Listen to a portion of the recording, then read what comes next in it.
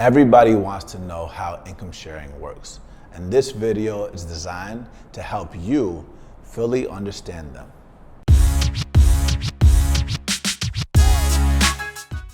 In this video, I'm going to answer 10 frequently asked questions. But before I get into it, I want to make two things clear. First, an income share agreement is not a loan. And second, you are not alone. You are not alone. I am here with you. Hey, all right, now for real though, you are not alone. Aww. A loan is based on a set amount, and there's interest that accrues and compounds no matter what you're doing. Damn! An income share agreement is a promise that the school will get you a job above a certain salary, and if you don't get that job, you don't have to pay anything. Okay. With that said, I'm gonna go into more detail about how income sharing works. So here are the 10 most frequently asked questions about income share agreements. All right, guys, it's time. So the first question everyone asks is, what is an income share agreement? Income share agreements essentially make tuition free until you get a job. It's a contract that says that in exchange for some or all tuition, a student agrees to pay a percentage of future income for a defined period of months. There's a cap on it, and they pay nothing below a minimum income threshold. Here are the details about how they work.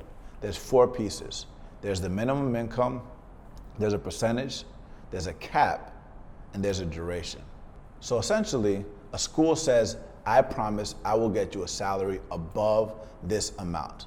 So let's say that amount is $50,000. If you get a job below $50,000, you don't have to pay anything. If you make a job above $50,000, then you agree to pay a percentage of your future salary.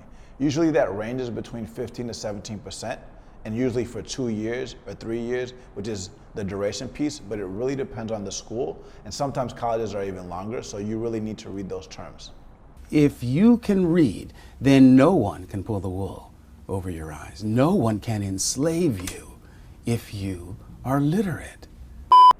The cap essentially tells you the most that you would ever pay. So if you get a job and you are paying back your percentage of your future salary, and the cap is $30,000, but your percentage that you would pay out if you were there for 2 or 3 years is more than that, you would never pay more than the cap. The second question that people ask is, what if I get a job outside of the field that I studied in? And the simple answer is, you don't have to pay anything. So if you go to a coding bootcamp that says, I'm gonna teach you how to be a software engineer, and you finish and you get a job as a salesperson making $100,000, you actually don't have to pay anything in the income share agreement. The third thing that people tend to ask is there an expiration date? And it really depends on the school and the income share agreement, but what we see is, on average, if you go to a coding bootcamp and they teach you how to code and you're out in the job search and you don't find a job for about 5 years, the entire income share agreement disappears. Some schools are different, but definitely check that out because that's pretty interesting. The fourth question people ask is, how long have income share agreements been around? Well, it started off in the 1950s as an experiment. Income share agreements started in the 1950s as a student loan alternative. They were most popularly known as an experiment at Yale in the 1970s, where they had an undefined period of time until investors received a return threshold. And it was largely deemed a failure, but helped Yale give students access. It resurfaced again in the peer-to-peer space with a startup called Upstart that is successful today even. Their plan was to match individual investors with individual students to help them fund things that were high risk, like education or entrepreneurship. But they had a hard time scaling it without an institution.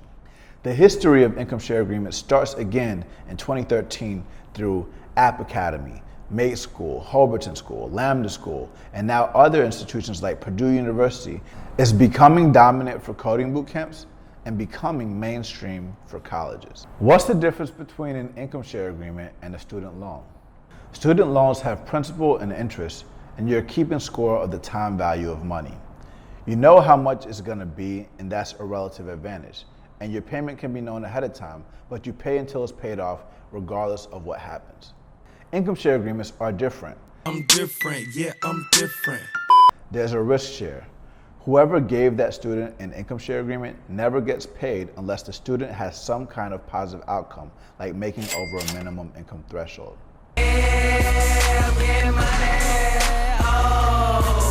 But do income share agreements affect credit score? The answer is yes. Positive payments increase your credit score, and not paying lowers your credit score. With that said, there are several schools that will not discriminate against you and will work with you to figure it out, and it's up to the school to decide whether they do credit knockouts or not. And there's consumer protections. If you don't get a job making the salary that you want, you don't have to pay anything. Say what? Yeah, I know it sounds pretty amazing. So who's really making this possible for schools? Well, some boot camps actually provide the ISA themselves, but other boot camps use two main providers. One is called VMO Education, the other one is called Leaf. I like that. So you're probably wondering, do income share agreements only work with coding boot camps? The answer is no. Income share agreements are spreading to other schools like sales, data science, UX, UI, but they're also spreading to college campuses. And in fact, the two main income share agreement providers are focused on making sure that income share agreements are available at over 100 college campuses by the end of 2019. So you're probably wondering, how do you make income share agreements available at your school? Here's how to do it. The first thing that they're going to be really paying attention to is your outcomes, because income share agreements don't work if students don't get a job. They're also going to be paying attention to your admissions, your retention, and again, your outcomes. It really depends on who you are, but definitely reach out to Leaf or VMO Education so that you can set up an income share agreement at your school today. This is a whole new asset class, and it's empowering millions of people to follow their dreams without having to go into debt. What do you think about student loans versus income share agreements? Let us know in the comments below, and I'll see you in the next video.